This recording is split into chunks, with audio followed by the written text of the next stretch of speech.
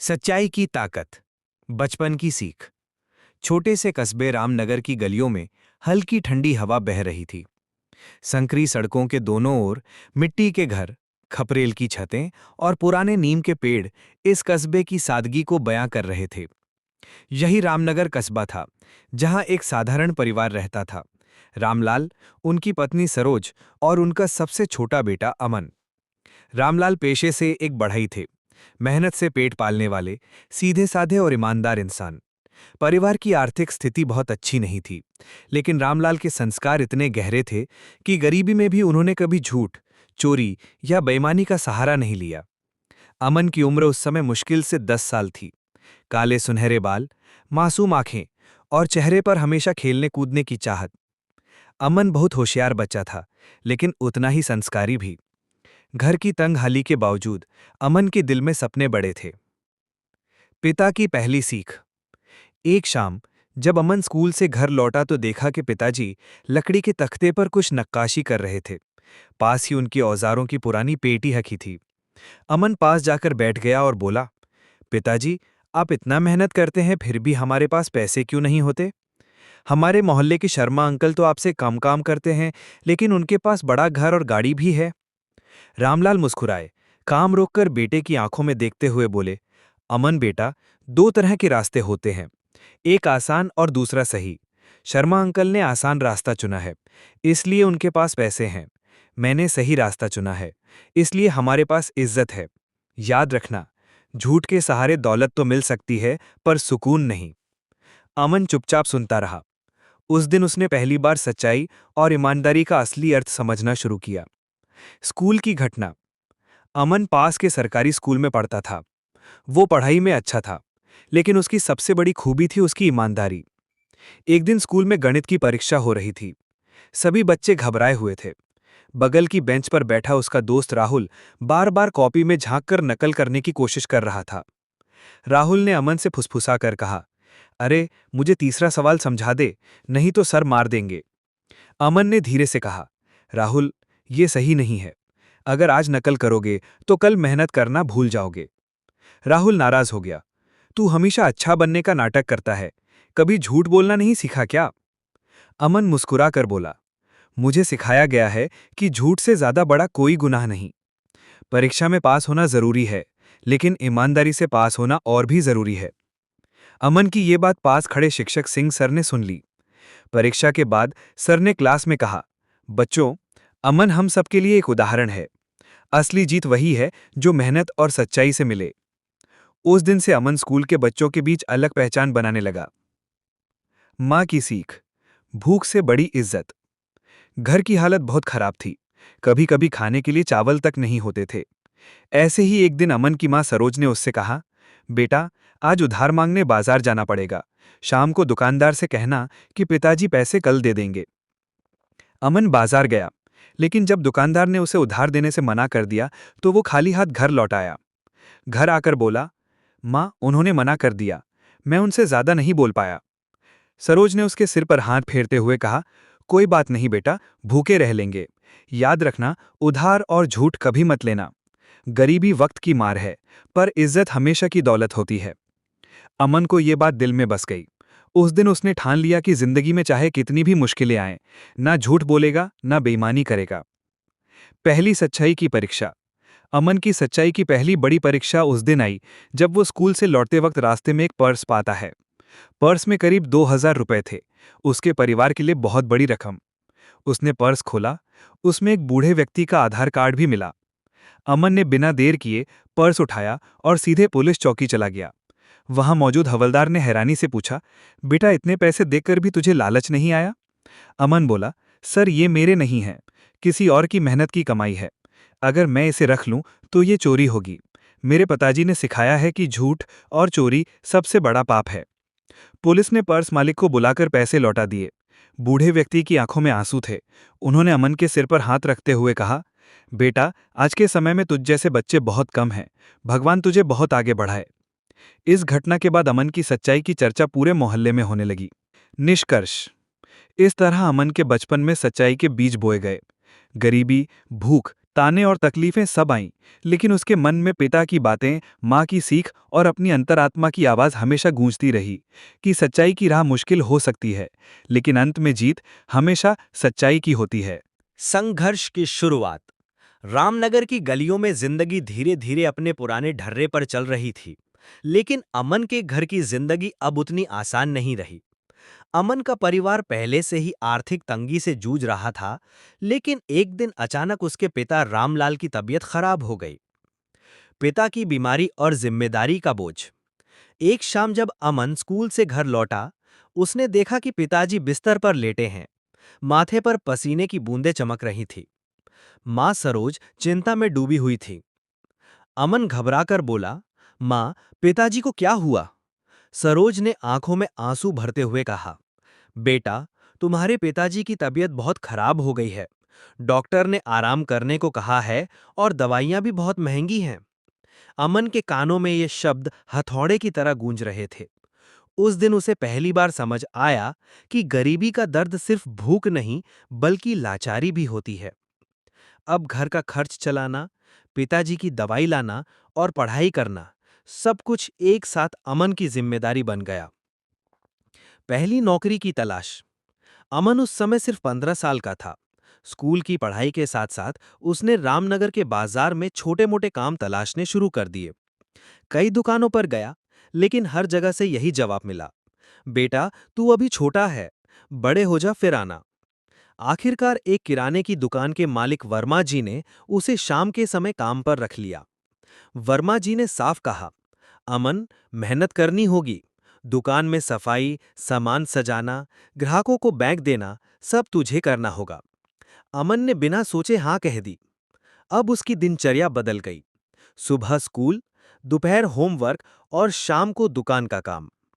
ईमानदारी की पहली पहचान। एक दिन वर्मा जी की दुकान पर भीड़ ज्यादा थी। अमन जल्दी जल्दी ग्राहकों को सामान पैक कर रहा था। तभी एक ग्राहक ने 500 रुपए का नोट दिया, जबकि उसका बिल सिर्फ 300 रुपए का था। अमन ने नोट लिया, लेकिन गलती से उसे 200 रुपए ज्यादा वापस कर दिए।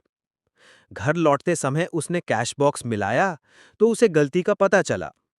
वह तुरंत भागकर उस ग्राहक के घर गया और बोला, अंकल, मुझसे गलती से 200 रुपए ज्यादा वापस हो गए थे, ये लीजिए। ग्राहक की आंखें भर आईं। उन्होंने कहा, बेटा, आजकल के जमाने में लोग ज्यादा पैसे मिलने पर भाग जाते हैं, लेकिन तूने जो किया वो बहुत बड़ी बात है। अगले दिन वर्मा जी ने दुकान में सबके सामने अमन की तारीफ की। ये लड़का छोटा है, लेकिन इसका दिल बहुत बड़ा है।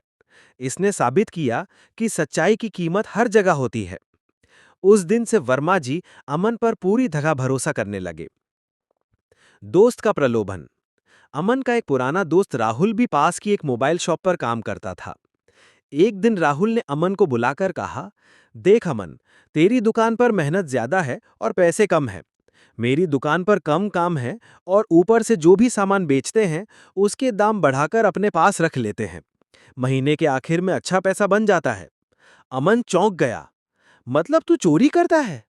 राहुल हंसकर बोला, अरे चोरी नहीं, बस थोड़ा सा ऊपर का फायदा। मालिक को पता भी नहीं चलता।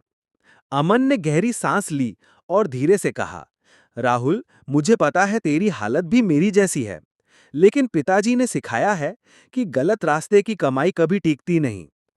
मैं मेहनत से कम पैसे कमाऊंगा, लेकिन गलत नहीं करूंगा। राहुल ने ताना मारा, तेरी ये सच्चाई तुझे भूखा मारेगी अमन। अमन मुस्कुरा दिया। उसे मालूम था राहुल गलत कह रहा है, लेकिन अमन के लिए अपनी ईमानदारी की कीमत पैसे से कहीं ज्यादा थी। परिवार की मुश्किलें और अमन की हिम्मत। दिन गुजरते गए, लेकिन पिता की हालत में कोई खास सुधार नहीं हुआ। कई बार घर में रात का खाना नहीं बनता, क्योंकि चूल्हे में डालने के लिए अनाज ही नहीं होता। माँ सरोज अक्सर कहती, बेटा, हम भगवान से बस यही प्रार्थना करते हैं कि तू बड़ा होकर हमें गर्व महसूस कराए। अमन हर रात आकाश की ओर देखकर सोचता, भगवान, मुझे हिम्मत देना, मैं माँ पिताजी के लिए कुछ बड़ा करना चाहता हूँ। पहली बड़ी सफलता।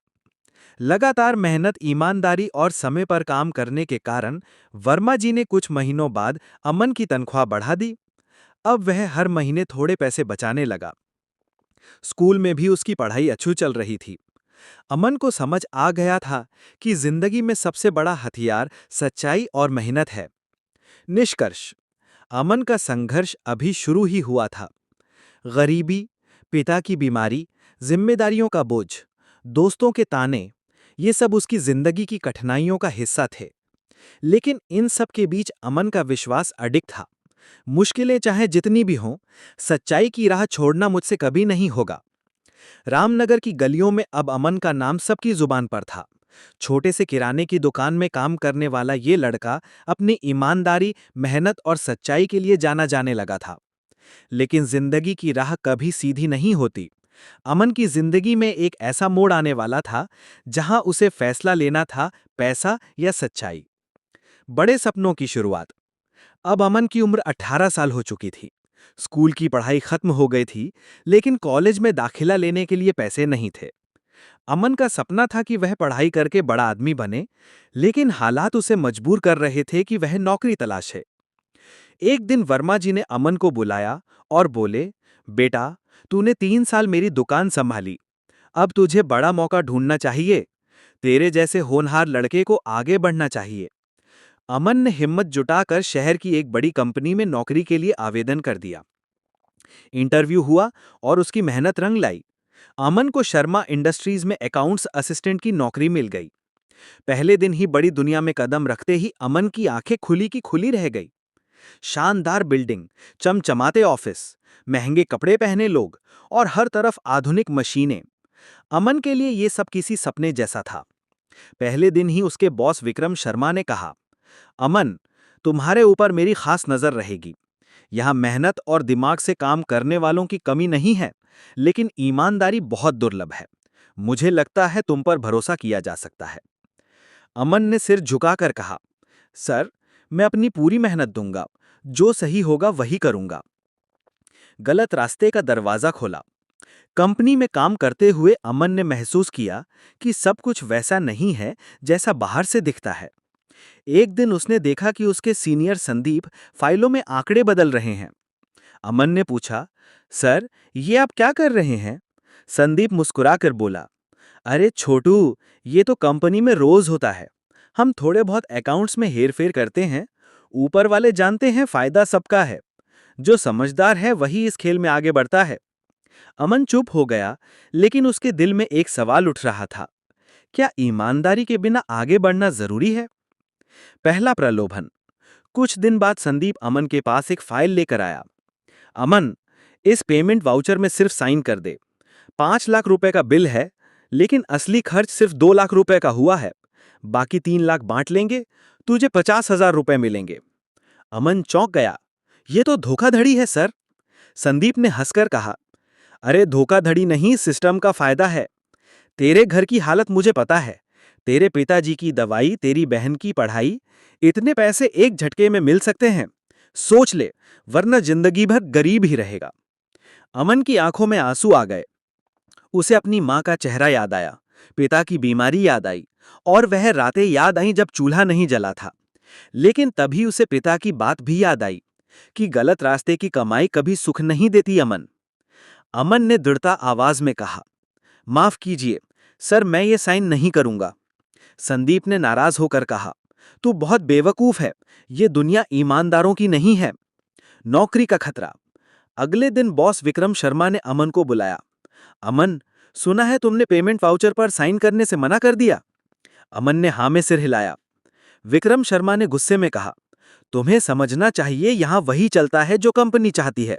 अगर तुमने आगे भी जिद की तो तुम्हारी नौकरी चली जाएगी। अमन की सांसें थम गईं। घर में पहले ही पैसों की तंगी थी, क्या वह नौकरी छोड़ सकता था? लेकिन उसकी अंतरात्मा कह रही थी, झूठ मत बोलना, चाहे सब कुछ चला जाए।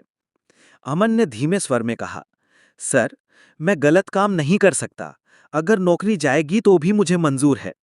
सच्चाई का चमत्कार। कुछ दिन बाद कंपनी के मालिक राजेश शर्मा अचानक ऑडिट के लिए आए। उन्होंने पाया कि अकाउंट्स में बड़े घोटाले हुए हैं। सारे सबूतों की जांच की गई और पता चला कि अमन ने कभी किसी फर्जी दस्तावेज पर साइन नहीं किया था। राजेश शर्मा ने सबके सामने अमन की तारीफ की। आजकल के जमाने में अमन जैसे लोग दुर्लभ हैं। ईमानदारी ही हमारी कंपनी की असली ताकत है। आज से अमन को सीनियर अकाउंट्स मैनेजर पद पर प्रमोट किया जाता है। ऑफिस में तालियों की गड़गड़ाहट गूंज उठी। अमन की आंखों से खुशी के आंसू बह निकले। निष्कर्ष, अमन के सामने जीवन का सबसे बड़ा प्रलोभन आया था। एक तरफ पैसों की भूख थी, दूसरी तरफ सच्चाई की राह। उसने आसान रास्ता छोड़कर कठिन लेकिन सही रास्ता चुना और आखिरकार सच्चाई की जीत हुई। लालच से मिली दौलत थोड़े वक्त की होती है, लेकिन सच्चाई से मिली इज्जत हमेशा कायम रहती है। सत्य की परीक्षा। अमन अब शर्मा इंडस्ट्रीज में सीनियर अकाउंट्स मैनेजर बन चुका था। ईमानदारी और मेहनत की बदौलत उसने कम समय में ऊंचा पद हासिल कर लिया था। लेकिन जितनी ऊंचाई बढ़ती है, उतना ही बड़ा इम्तिहान सामने आता है। नई जिम्मेदारी, नया डर।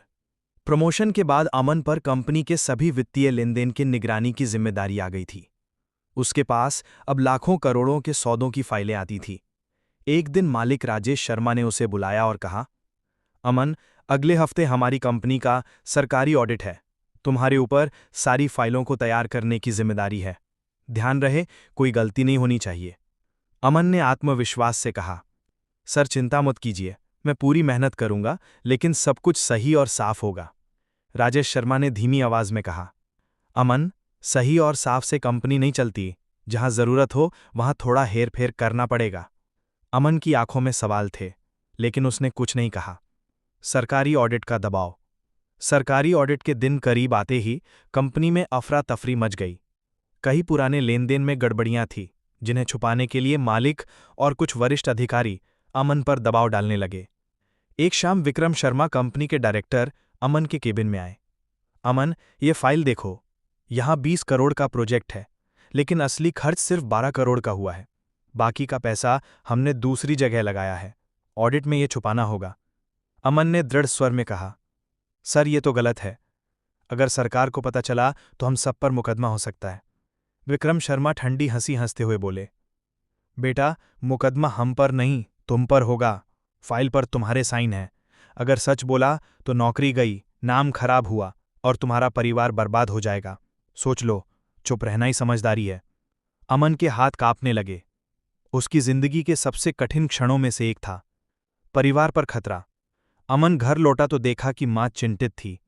सरोज बोली, बेटा, कुछ लोग घर के बाहर खड़े थे, कह रहे थे कि अगर अमन ने चुप नहीं रहा तो अंजाम बुरा होगा।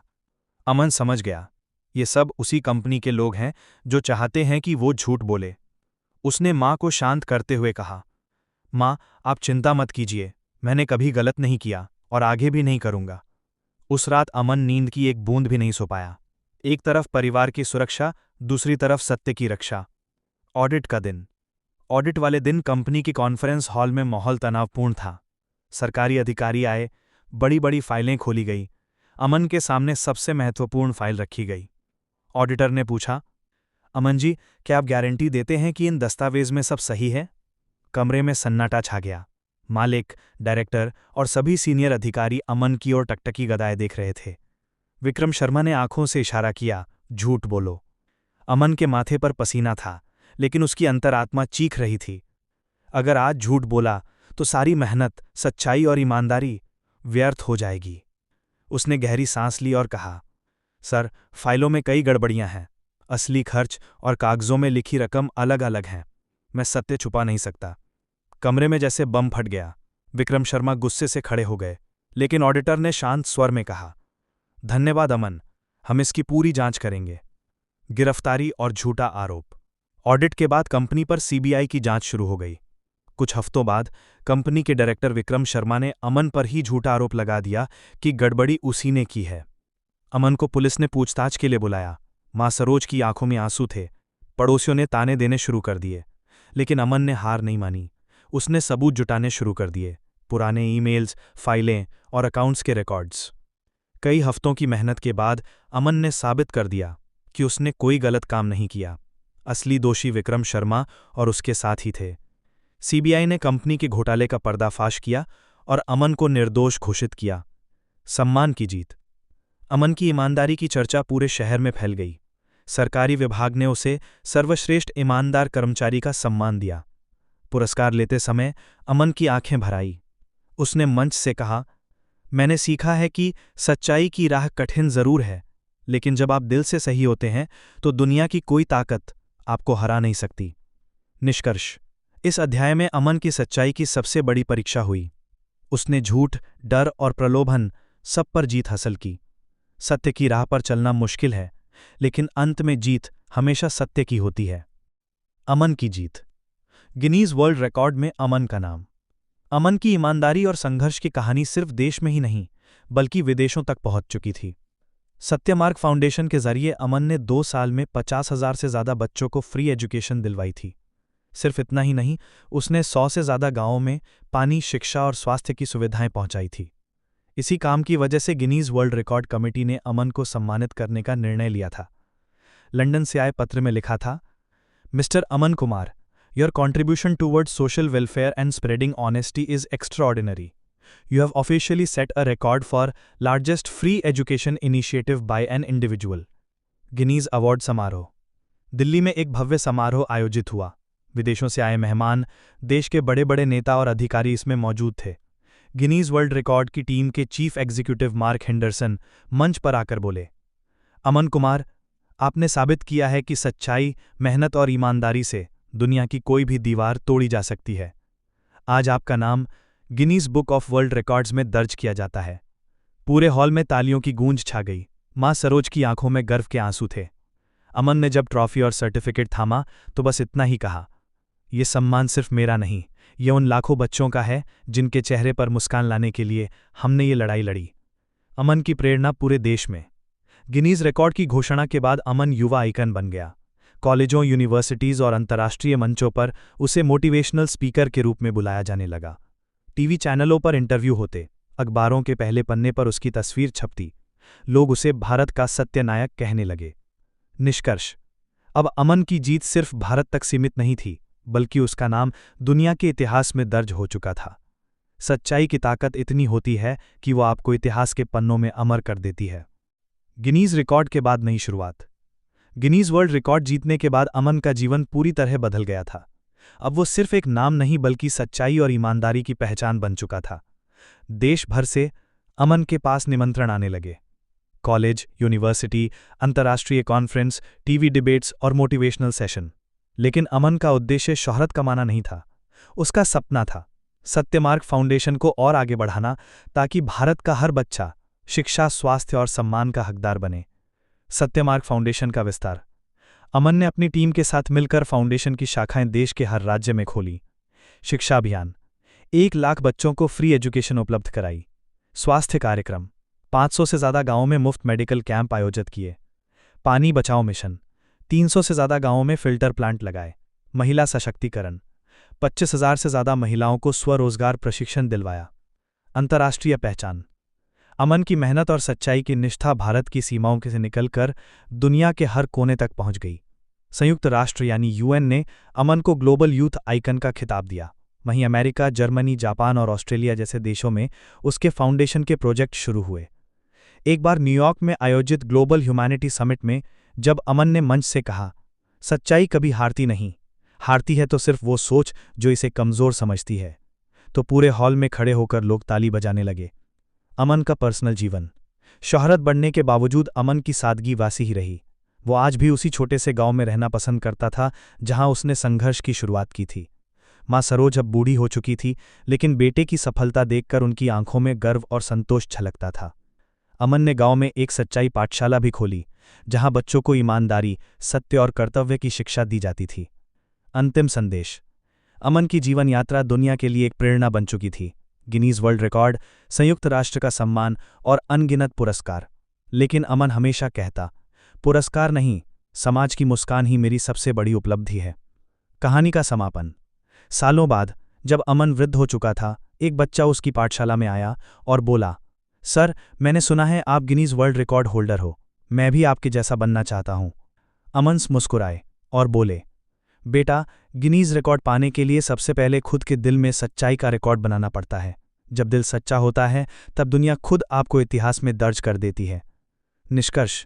कहानी के अंत में अमन सिर्फ एक व्यक्ति नहीं रहा, बल्कि सच्चाई का प्रतीक बन गया। सच्चाई की ताकत वक्त को बदल सकती है, समाज को बदल सकती है और एक इंसान को इतिहास में अमर कर सकती है।